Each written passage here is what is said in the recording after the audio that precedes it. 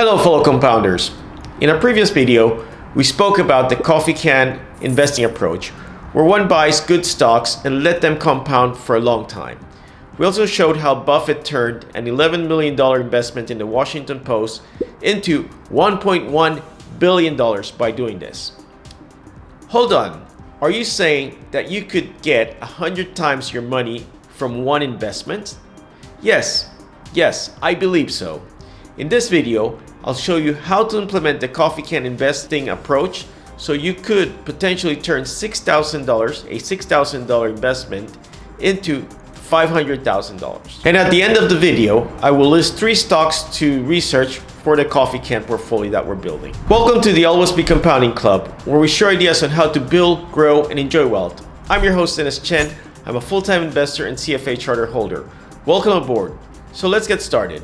For those who are new to the coffee can concept, I explain it more in detail in this video. That same video showed a hypothetical basketball team portfolio of 12 stocks where 3 stocks turned out to be duds, 4 are underperformers, 2 of the stocks are average performers, and 3 are outperformers. It showed that given enough time to compound, say 30 years, the portfolio obtains 83 times return on investment. That could turn $6,000 into $500,000 or $12,000 into $1 million. The coffee can portfolio is a crutch to help trick you into inactivity so you don't overtrade and lose the benefits of compounding. This portfolio is a great tool for the active investor who doesn't have patience. Also, since you're not trading your investments for at least 10 years, you will put more effort into your investment selection process. Okay, so this is how I'd start. My goal is to create every year a $6,000 coffee can portfolio that could grow to $500,000 without disturbing it. First, I will define a set of rules to follow for my coffee can portfolio. Number 1, I will create a coffee can portfolio per year. Each coffee can will have a vintage year. You could have everything in one can, but I prefer keeping track of individual portfolios each year. Number 2, I will commit to the coffee can only funds that I'm willing to lose. It shouldn't be more than 10% of my regular investment program. For you, this might be different. Maybe the coffee can is your regular investment program. In that case, then you commit 100%. Number 3, each vintage may have any number of positions. My current plan is to stash away between 1 and 6 stocks a year. Number 4, each vintage is independent, so investments can be repeated in different vintages. Number 5, each coffee can or each vintage will compound for at least 10 years undisturbed. I will not touch it for 10 years once I fill the coffee can for that year. I may transact to reinvest dividends generated by the investments. If you're in your 20s or 30s, this is great. You'll have 30 to 40 years of compounding. Number 6, I will select multi-baggers targeting gains between 5 to 10 times over 10 years and 50 times to 100 times over 20 to 30 years. Now that we have the rules, here's how I'm going to implement them. Number 1, every year between now and my 60th birthday, I will open a brokerage account to be used as a coffee can portfolio for that vintage year. In my case, I'm going to use Schwab as the broker. Full disclosure, I'm not receiving any compensation from Schwab to endorse their services. However, I've been using them since 1991 and I'm also a shareholder. I'm a happy client.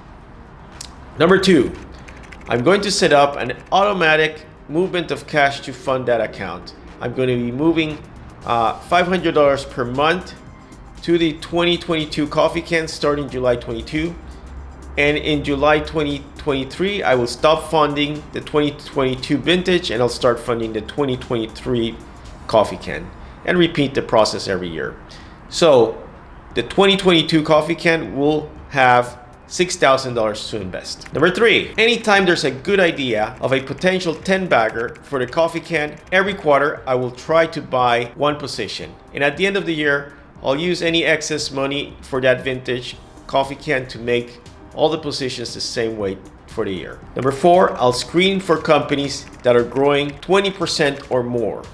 The reason is that 20% produces a 6 times or 6 bagger in 10 years, and a 26% growth produces a 10 bagger in 10 years. Remember, our 10-year objective is to get between a 5 to 10 bagger. Number 5, the stock has to have a long growth runway to reinvest its profits. This means that the coffee can will favor small caps over mid caps or large cap stocks. Number 6, I'll apply or always be compounding club investment filters, which are: number 1, I'll buy businesses that I understand or I'm capable of understanding that are within my circle of competence. Number 2, the businesses that have sustainable competitive advantage. Number 3, that are led by honest and capable people. And 4, that can be bought at a favorable price with a reasonable margin of safety. Christopher Mayer, in his book 100 Baggers, listed some characteristics of 100 bagger stocks. These are: number 1, they have a high return on equity. Number 2, the managers have good capital allocation skills. Number 3, they're managed by owners with skin in the game, or managers with skin in the game. And 4, they're usually small caps because they give them a long runway to grow. These characteristics are consistent with our investment filters. The additions are the owners or founders with skin in the game and the preference for smaller capitalization businesses. So let's go ahead and select our first candidate to stash away in my 2022 coffee can. Let me remind you that this video is for educational purposes only and that it isn't financial advice. I'm not your financial advisor. You are responsible for your own financial decisions. I'll use Morningstar Stock Screener to get a list of potential candidates to research. My screen that I used in Morningstar was for companies with a market capitalization less than $5 billion, which I consider small caps or mid caps, with a return on equity of greater than 15%, and a Morningstar rating of 4 or 5. This is the list that I got.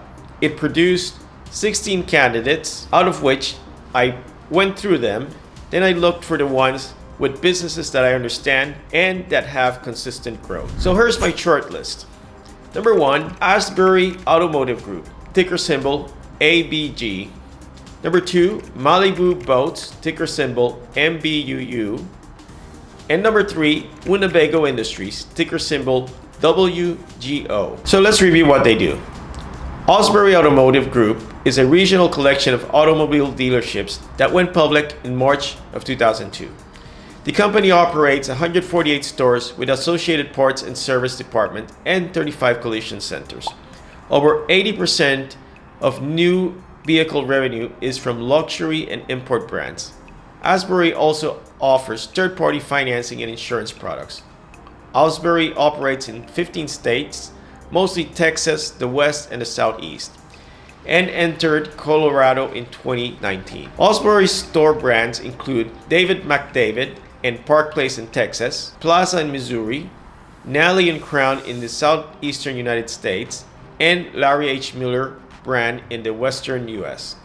Asbury generated $9.8 billion in revenue in 2021 and is based in the Atlanta area. 2022 sales should reach at least $16 billion, and the firm targets about $32 billion in revenue by 2025. Malibu Boats. Malibu Boats is the leading designer and manufacturer of powerboats in the United States. It is the market leader in performance sport boats sold under its Malibu and Axis brands. It acquired Cobalt Boats, a leading producer of stern drive boats, in 2017. Number 1 market share position in the US in the 24-foot to 29-foot segment. And Pursuit Boats, which makes high-end offshore and outboard motorboats, in 2018. In 2021, it purchased Maverick Boat Group, a leading seller of flat fishing boats with exposure to the bay, dual console and center console boats. Malibu also expanded into boat trailers and accessories, and in 2020 began producing its own engines for its performance boats, sport boats. Malibu's target market includes a wide range of water enthusiasts who embrace active lifestyles. Winnebago. Who doesn't know Winnebago? Winnebago Industries manufactures Class A, B, and C motorhomes, along with towables, customized specialty vehicles, boats, and parts. It's headquartered in Eden Prairie, Minnesota. It has been producing recreational vehicles since 1958. Revenue was about $3.6 billion in fiscal year 2021. Winnebago expanded into towables in 2011 with the acquisition of Sunnybrook and acquired Grand Design in November of 2016. Towables made up 85% of the firm's RV units volumes from 31% in fiscal year 2016. The company's total RV unit volume was 71,015 units in fiscal 2021. Winnebago expanded into boating in 2018 with the purchase of Chris Craft and bought premium motorhome maker Newmar in 2019 and bought Barletta pontoon boats in August of 2021. Let's review the results and compare the three companies.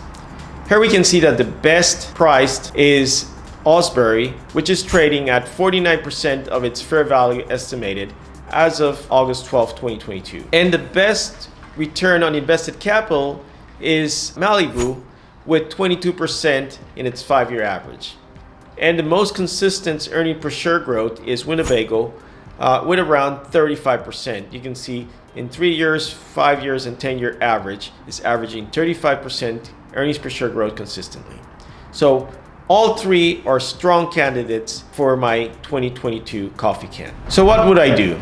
I'd like to do more research, more reading about each of the three businesses. Remember, I'm going to be buying and holding for at least 10 years. I know, however, you'd like to know what would I do right now.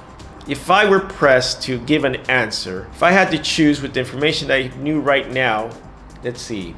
All three businesses fit or always be compounding screen. They are businesses that I understand. They have competitive advantages, which gives them a long runway. They are run by competent people, which we can see because their return on equity is consistent and it's been high for over 10 years. And they can be bought with a margin of safety. I would choose Malibu. You know why? Because it's led by the founder. Out of the three businesses, Malibu, it's run by the guy that founded the place. So I would go with the founder's edge. How about you? If you're interested in any of these businesses to invest in, whether in a coffee can or your regular portfolio, I highly recommend that you do more research on your own. Let us know in the comments below which one would you buy and why. Also, if you have any recommendations of other stocks to add to my coffee can, please share them in the comments below and I'll research them and maybe make a video about it. Thanks for watching, and remember to always be compounding. Take care.